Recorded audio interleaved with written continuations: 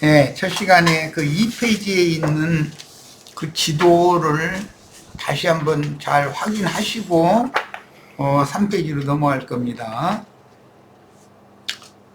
마가복음 8장 10절로 16절 인용으로 넘어갑니다. 지도를 이렇게 잘 요단강 서안과 동안 이걸 잘 지도를 살펴보시길 바래요.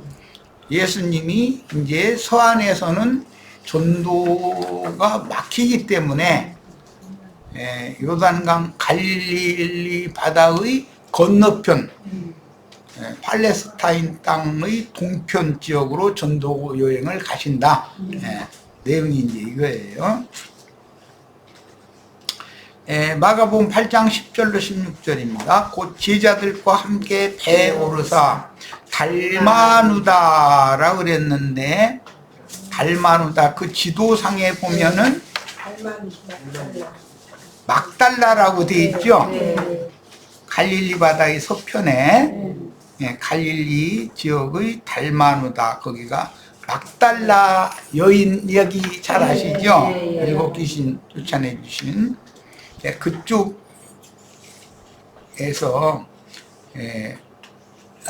그쪽으로 갔다. 이제 이 말은 오병이어를 갈릴리 바다의 동편 이두레 지역의 벳세다 광야에서 오병이어의 이적을 베푸셨죠. 그리고는 밤배를 타고 서쪽으로 건너갔다가 저기 지중해변 두로와 시돈 지역까지 전도여행을 다 하시고 이제는 다시 동쪽으로 가는 얘기를 하는 거예요. 자, 그 제자들과 함께 배 오르사 달마누다, 마가단이라고 그러고 막달라 지방으로 가셨다. 이것은 벳세다 지역에서 오병이어의 기적을 베푸신 다음에 서편으로 일단 갔다 그 말이죠. 이건 밤배를 타고 갔었죠. 바리새인들이 나와서 예수를 힐난하며 그를 시험하여 하늘로부터 오는 표적을 구하거든을. 어디서 그랬냐면 막달라 지역, 갈릴리 해변의 막달라 지역에서 바리새인과 사두개인들이 예루살렘에서 파송받아 가지고 예수님이 막 많은 군중을 구름대같이 몰고 다니니까 예수님의 사역을 해방하기 위하여 이제 여러 가지 질문을 이제 하고, 이제 뭐 세상 말로는 물고 늘어진다 그러지, 자꾸 뭔가 트집을 잡고. 자, 예수께서 마음속으로 깊이 탄식하시며 이르시되, 무슨 마음이셨는지 아시겠죠? 전도가 쉽지 않구나. 예루살렘의 유명한 다들이라는 게 오히려 예수님의 전도에 이렇게 방해가 됐다는 것이죠. 그런데 탄식하며 이르시되 어찌하여 이 세대가 표적을 구하느냐. 내가 진실로 너희에게 이르노니 이 세대에게 표적을 주지 아니하리라 하시고 그들을 떠나 다시 배에 올라 건너편으로 간다. 이 말은 이제 동편으로 다시 간다 그 말이죠. 거라사인의 땅 가다라 지역이라고 됐고, 데카폴리라고 하는 헬라가 세운 열 성읍 지역을 말하는데 그 지역으로 가시니라. 그러니까 이제는 요단강 서안의 전도는 길이 완전히 막힌 거죠. 이제 동편으로 가신 거예요. 내용이 그런 말이에요. 갈릴리 호수 동편 지역은 헬라의 문화가 뿌리내린 지역이었다. 갈릴리 지역과 사마리아 지역과 유대 지역은 전부 요단강의 서편 지역인데 거긴 유대교 사상이 아주 깊은 지역이다 이런 말이에요. 그런데 반대로 갈릴리 호수 동편 지역, 요단강 동편 지역은 헬라 문화가 뿌리를 내린 지역이기 때문에 굉장히 개방적이고 세상적인 사람들이 살고 있죠. 똑같은 히브리인 혈통적으로는 그럴지라도. 자, 제자들이 떡 가져오기를 잊었음에, 여기에서 제자들이 떡 가져오기를 잊었다라는 말은 가불 땅이라고 하는 요단 갈릴리 바다의 서편에서 지중해 사이에 있는 그 넓은 갈릴리 지역이라고 그러는데, 그 갈릴리 지역은 이방인 지역이라고 인정을 하고 있던 곳인데, 거기에서 칠병이어의 기적을 베푸시고 남은 떡이 광주리가 담았는데 그 주운 떡 조가리를 가지고 오지 않았다는 거예요. 지금 제자들이. 그런데 배 떡이 한 개밖에는 그들에게 없더라. 떡이 배 한 개가 있었다는 것도 또 참 해석하기 굉장히 어렵죠. 이게 무슨 뜻일까 그러고, 예수께서 경고하여 이르시되 삼가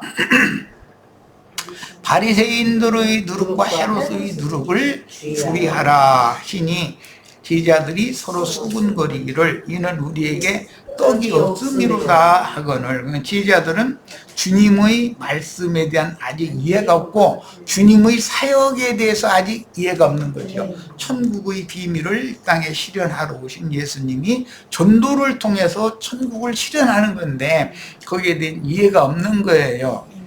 자, 떡이라는 건 예수님은 당신의 입으로 나오는 말씀 증거를 말한 것이고, 유대인들이 생각할 때는 육신의 음식으로 먹는 떡을 지금 생각하고 있는 거예요. 그런데 갈릴리 바다의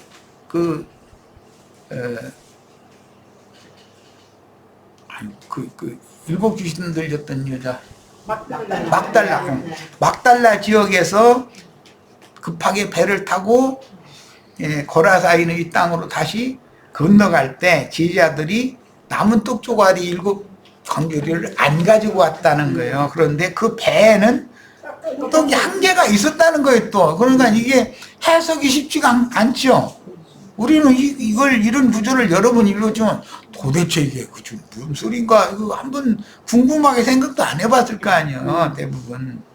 자, 마가복음은 당시의 상황을 비교적 상세하게 기록하였는데 가불 땅의 이방인 지역 광야에서 남긴 7 광주리의 떡을 소지하지 않고 화급히 마가단, 막달라, 달마누다라고 하는 그 지역을, 이게 갈릴리 바다 서편 지역을 떠났으므로 제자들의 수중에는 떡이 없었고 배에 있었던 배를 타고 건너가려고 그러는데 떡이 한 개는 있었다 그러니까 한 개만 갖고 왔다는 게 아니고 배 타니까 하나의 떡이 있다 이렇게 했어요. 있었는데 이 떡은 그 배 주인인 어부가 먹다가 남긴 떡이었을 것이다. 야, 그러면 본물떡을 배불리 먹고 남긴 떡이 하나가 있는 사람이 배의 주인이라는 말이니까 이것은 교회를, 예수님이 떠나도 교회를 맡아서 양무리를 하나님 말씀으로 먹일 사람에게는 이 떡이 남겨져 있게 돼 있다라는 말이겠죠. 네. 바리새인과 사두개인들의 누룩을 주의해라 그랬는데 본문에서는 바리새인들과 사두개인들은 헤롯 땅이라고 그러죠. 누룩이 표기 되었으나 마가복음 8장은 사두개인들의 누룩을 헤롯 땅의 누룩이라고 표기하여 구체적으로 사두개인들이 헤롯 땅이라는 것을 성경이 스스로 해석을 한다 이렇게. 항상 성경을 해석해야만 정확하게 맞는 거예요. 사두개보의 제사장들이 사두개인들인데 사두개보의 제사장들이 그 당시 헤롯 가문과 손을 잡은 정치적인 권력자들임을 보여줍니다. 다윗의 말기에 헤롯은 요단강 서안의 갈릴리 지역의 왕이었잖아요. 분봉 왕이죠. 다윗의 말기에 아도니아의 반역에 동참한 아비아달은 아도니아의 반역에 동참을 했죠. 그런데 사독계보의 제사장들은 아도니아의 반역에 가담하지 않았었다. 그래서 솔로몬대 이후에는 자연스럽게 사독계보가 권세를 잡았다. 그래서 유대의 정치와 종교의 원세를 누렸으므로 사두개파는 매우 현실 정치와 가까운 현실주의자였고, 오늘날 기독교계에서 뭐 김장환 목사니 뭐 이영훈 목사니 순복음교회 이영훈 목사나 극동방송사장 김장훈 목사나 수원중앙집례교회 그 당회장 목사죠. 김장훈 목사가. 그런 사람들은 세상적이잖아요. 현실주의자들이고 전에 그 뭐 윤석열 씨 출마했다고 할 때 그 대형교회 목사들이 쭉 둘러서서 축복해주고 안수해주고 그러더니 뭐 청와대 조찬 기도회인가 그것도 매주 참석해서 거기서 밥 한 끼씩 얻어먹고 축복 빌어주고 자꾸 그러다 보니까 사람들이 권위가 점점 그 정치하는 사람들이 그 종교인들을 함부로 할 수 없는 어떤 지혜를 얻게 되죠. 그런데 그와 반대로 그런 축에 들지 못하는 사람들이 바리새파 사람들이었다. 이 바리새파 사람들은 아비아달 계보의 제사장이겠죠. 이 사람들은 극단적인 경건주의를 지향했다. 그 사람들은 오늘날도 세속교계는 속세의 정치와 손잡은 현실주의자들과 정치와 종교는 엄격히 분리해야 한다는 이념이 양극단을 형성하고 있으며 지금 그러고 있는 거죠. 세상사에 간섭해야 한다. 교회는 세상사에도 간섭해야 된다라는 것을 주장하는 현실주의파들이 있고 교회는 세상 사람들의 세상사에 대해서 관여하면 안 된다.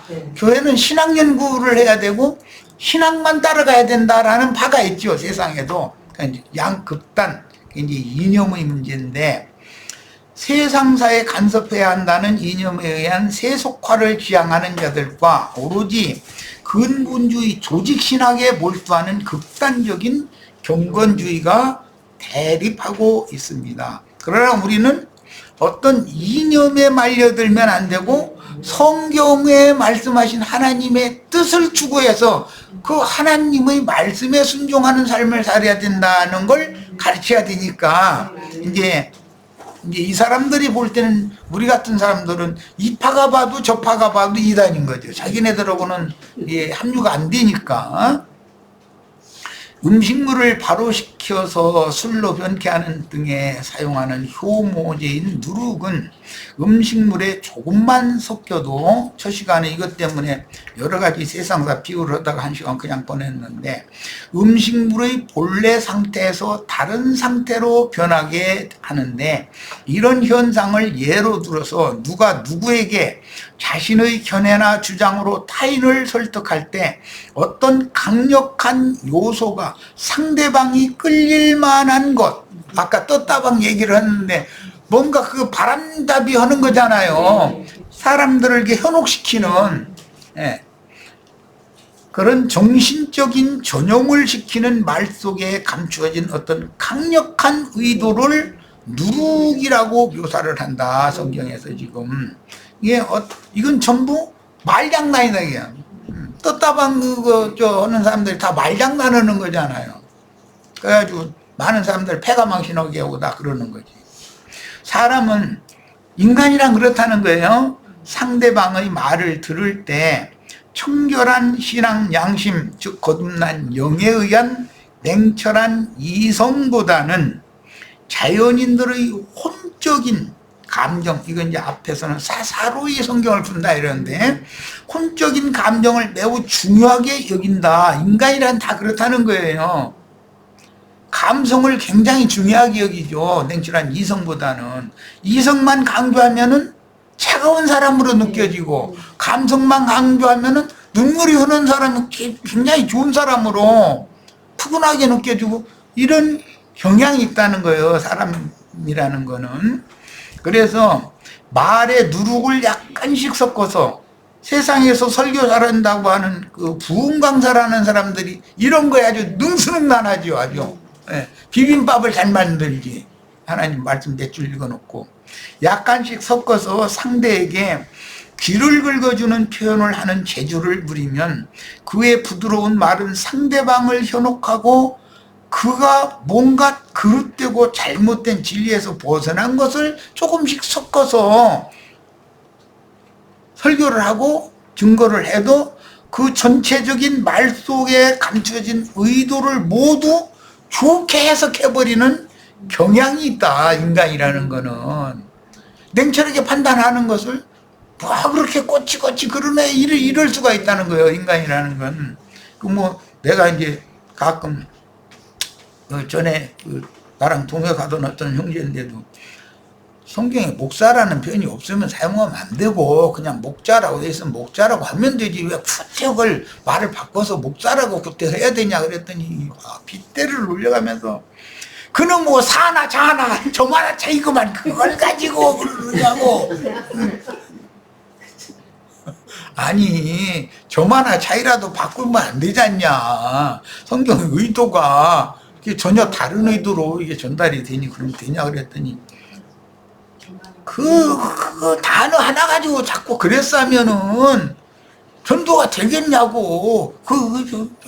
세상이 다 목사를 다 인정하고 목사가 돼야만 전도를 하는 걸로 다 인정하는데 그렇게 그걸 우리도 사용을 해야 맞지 않냐 그러네.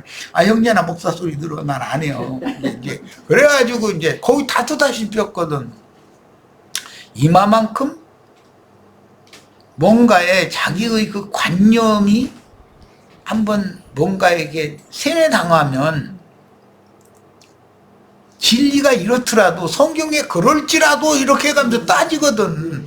그럼 사실은 그 단어에 관한 하는 성경의 말씀을 나는 부인한다 그 말이잖아. 사실은 그런 식으로 해서 이게 누룩은 그렇게 들어가는 것이지 많은 누룩을 많이 넣는 일이 없는 거다라는. 누룩은 조금만 넣어도 된다 그런 말이야. 누가 말과 행위로 상대를 세뇌하여 맹신하게 하는 속임을 현대에는 가스라이팅이라고 그러죠. 가스등이라고는 이제 영어 이제 가스라이팅 그러는데 예? 가스등이라는 말이죠. 가스라이팅 효과 예, 이렇게 말을 하는데 상대방의 자주성 각자는 다 자신의 이성적인 판단에 의해서 양심의 정확한 냉정한 판단에 영적인 판단에 의해서 옳고 그름을 명확하게 분별을 하도록 가르쳐야 맞지.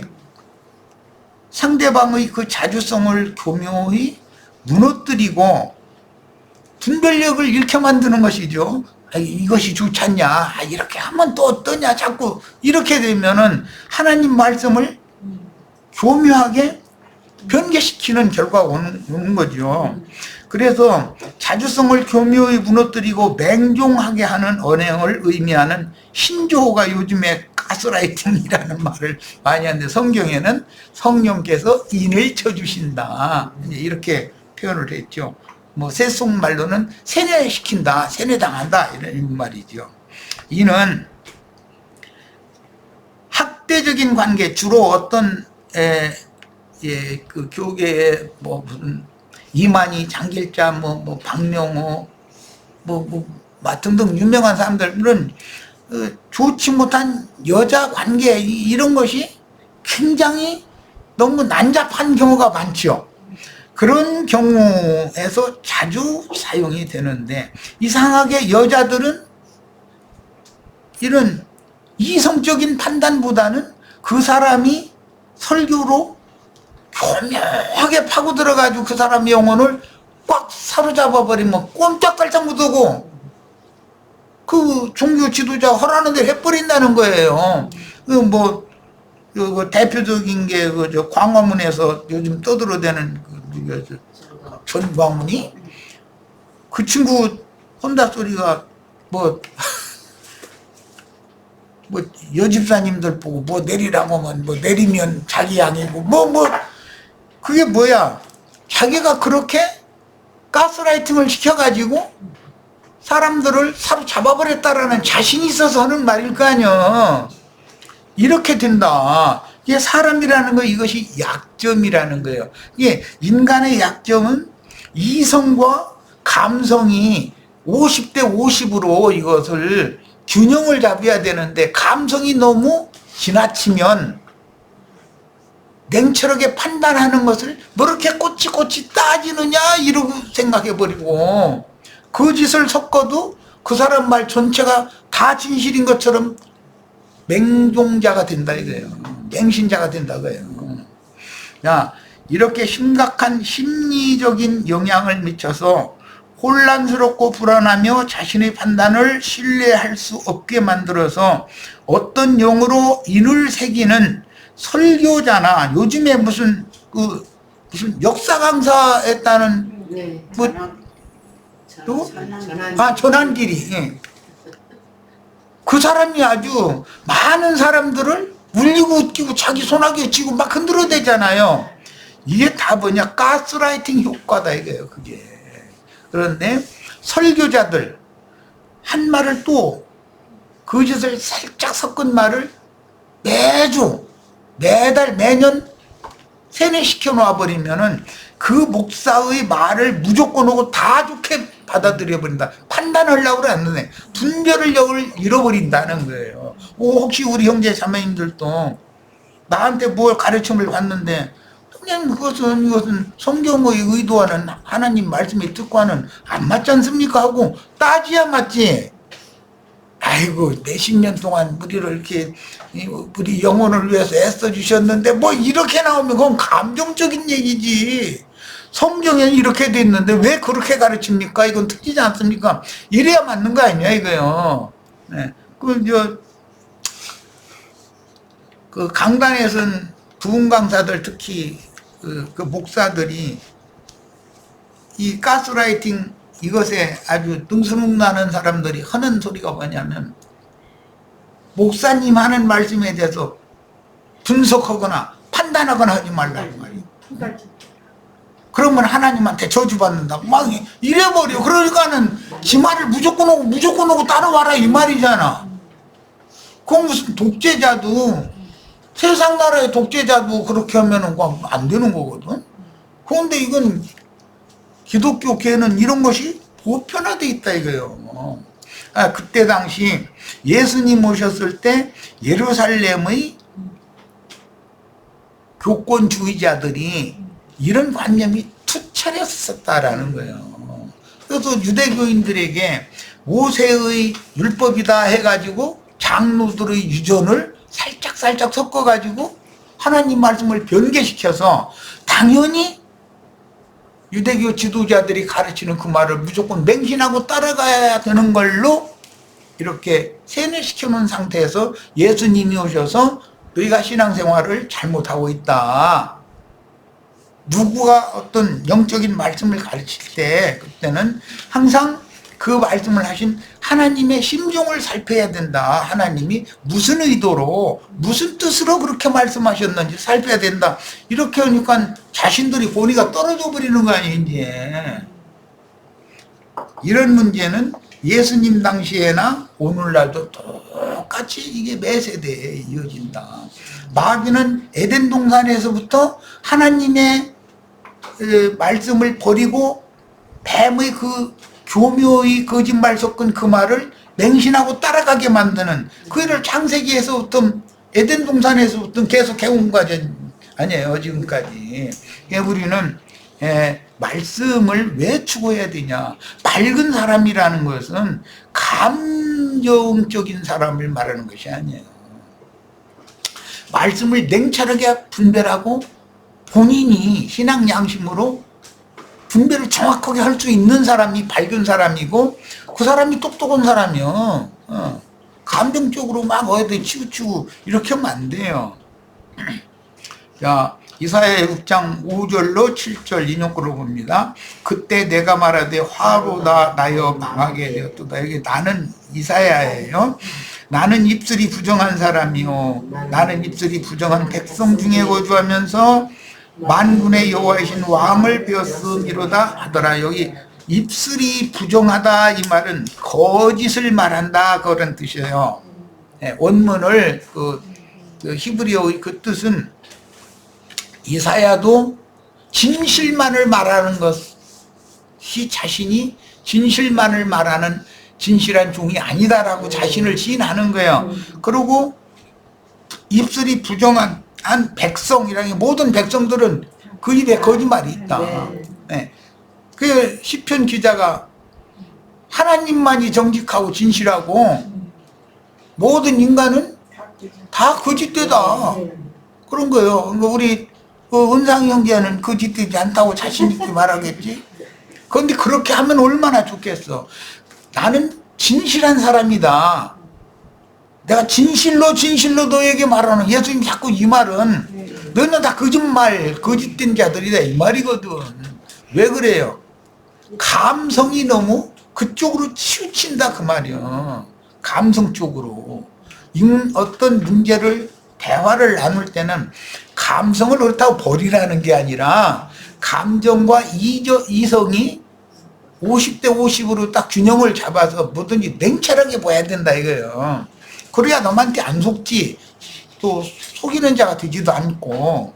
다 그렇게 되시기를 바라요. 예, 주님의 나라는 진실한 나라잖아. 진리의 나라잖아. 말씀 자체가 진리라는 뜻이고.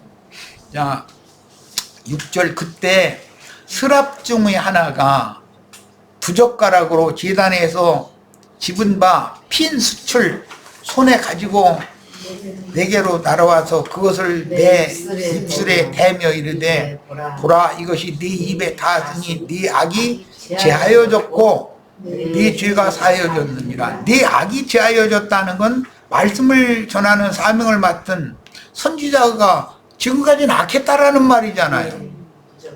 악했다는 게 뭐예요? 거짓을, 누룩 섞은 말을 가르쳤다는 거예요. 선포를 했었다는 거예요.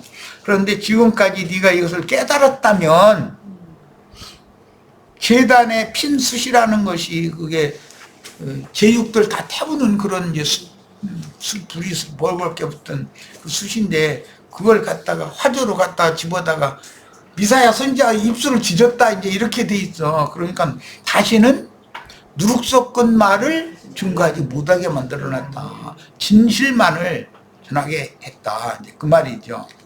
본문에서 여기 스랍이라고 이제 번역했는데, 이건 사라프에서 유래한 말로서 불탄다 이제 그런 뜻이고, 뭔가 사람이 뭔가 속상한 일, 답답한 일, 뭐 이런 것을 막 가슴에 뭔가 한이 그냥 맺히고 그럴 때는 막 가슴에 막 불탄다, 막 답답하다 그러죠. 예, 그런 상태, 그런 상태의 영을 스랍이라고 그래요. 여기서 말하는 것은, 이것은 독 있는 뱀에게 물리면 이런 온 몸에 아마 열기가 이게 치솟는가 보죠. 독이 퍼지면 그렇게 되는가 봐요. 그 다음에 세라핌이라고 영어에서는 이렇게 표기를 했는데, 이것을 불다스리는 천사, 불같은 시험들을 통해서 온전케 된 사람, 육적 자아가 하늘의 불로 완전히 태워져 버리고, 입술을 뭐 숯불로, 제단의 숯불로 이렇게 지졌다 이제 이럴 때도 마찬가지. 이렇게 되면 그 사람이 스랍 천사가 되는데, 이 스랍 천사라는 말은 계시록에서는 내생물이라고 돼 있죠. 모든 하나님이 창조한 코로 기식한 생명체를 대표하는 건 사람이에요. 내생물은 마태, 마가, 누가, 요한 복음으로 대표되는 예수님을 의미한 말이지만,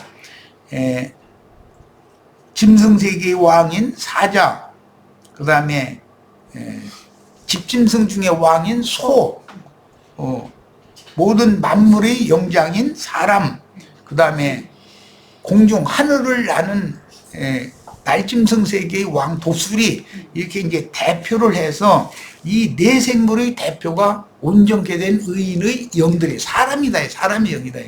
사람을 거쳐서 신의 경지에 이른 사람, 말하자면 그런 말인데, 이걸 스랍이라고 표현한다. 우리가 지금 이 신앙생활을 하는 것은 스랍이 되기 위한 거죠. 지음받은 천사인 그룹 천사들을 판단할 수 있게 된다 그랬어요. 고린도전서에 보면. 이게 지금 현재는 천사들이 인간 나라의 모든 것을 다스리잖아요. 그런데 주님의 나라가 완성이 되어지면 스랍 천사들이 그룹 천사들을 판단하고 다스린다는 거예요. 야, 그러니까 그룹 천사들은 종으로 지었고 사람 천사들은 하나님의 사람으로 재창조가 됐기 때문에 하나님의 사람이 원흉에 있어서 훨씬 지위가 높다. 하나님의 아들들이니까. 그런 이치를 이해를 하시면 됩니다. 이해를 돕기 위해서 오바댜서 1장 17절로 18절 인용을 했는데 여러 번 인용을 하는 말씀인데 또 한 번 읽어봅니다. 오직 시온산에서 피할 자가 있으리니 그 산이 거룩할 것이요 야곱 족속은 자기 기업을 누릴 것이며 야곱 족속은 불이 될 것이요 요셉 족속은 불꽃이 될 것이요. 여기 불꽃이라고 번역을 했는데 이것은 엘리야 선지자가 승천할 때 불꽃 타고 올라갔죠. 불꽃 중에 올라갔어요. 이제 이것은 그 불꽃으로 올라갔다가 오는 세상에 주와 함께 다시 올 때 오순절 때 불의 혀 같은 것이 각 사람의 머리 위에 이렇게 있다. 불꽃으로 온다 그런 말이죠. 그러니까 주님께서는 부속을 이루신 후에 부활 승천하셨다가 영으로 부활 승천하셨다가 온전케 된 의인의 영들과 함께 오는 새 세상에 다시 오시는 것인데 이것을 주님의 재림이라고 말한다. 우리 형제 자매님들은 다 불꽃 천사들이 되어져 가지고 오는 세상에 오는 걸 추구하는 거예요 지금. 자, 그들이 위에 붙어서 그러니까 불꽃 천사들이 에서족속 지푸라기들에게 불이 붙어서 불사를 것인즉 에서족속에 남은 자가 없으리니 에서족속은 육적 장자권자들이고 오늘날로 말하자면은 기독교계의 육에 속한 신자들이죠. 예수님 오셨을 때도 헤롯 왕은 그 이두메 사람 에돔 족속이었었잖아요. 육적 장자. 영적 장자가 누가 왕이냐? 유대인이 왕이 누구냐 때문에 헤롯은 예수를 죽이려고 그랬고 예수는 결국은 유대인의 왕 예수로 증명을 받죠. 죽을 때 그 죄패가 유대인의 왕 예수라고 이렇게 팻말을 써서 붙였다. 라틴어, 히브리어, 헬라어 이렇게 써서 붙였다고 했어요. 고린도전서 6장 3절에 우리가 천사를 판단할 것을 너희가 알지 못하느냐. 우리가는 온전케 된 의인의 영들인 시천사들이 되면 그 다음에 그룹 천사들은 종들이죠. 이 천사들은 아브라함의 자손들을 도우라고 보내신 종들이 아니냐. 우리는 하나님의 아들들이니까 하나님의 종들은 곧 아들이 하나님의 위치가 되면 또 여전히 종은 종이고 이제 그런 생명관계가 그렇다는 거예요. 오늘은 일단은 여기까지 해서 마치도록 하겠습니다. 내일 모레 화요일 날 5페이지에서부터 또 나가도록 하겠습니다. 자, 우리들이 지금 예수님께서 예루살렘에서 파송 받아서 와서 예수님의 사역을 해방했던 바리새인들과 헤롯 땅 사두개인들에게 그들이 이제 표적을 보여주기를 청하니까 예수님이 너에겐 표적을 보여주지 않을 것이고 요나의 표적밖에 보여줄 표적이 없다 그러셨는데 그 말씀을 지금 이렇게 추구해 나가는 중에 요나의 표적이라고 하는 것이 사흘길과 14장 15장에서 나온 오병이어의 이적이나 7병이어의 이적 다 그들이 다 많은 무리가 광야까지 올 때 사흘길을 왔다 그랬죠. 자, 그 광야로 사흘길을 왔다라는 건 출애굽기에 여러 번이 나온 말씀이에요. 그게 우리가 광야로 사흘길쯤 가서 하나님께 제사하려 하니까 우리 보내달라고 그랬었어요. 잘 연계해서 생각해 보시기를 바랍니다. 자, 오늘 집회보도 마칩니다.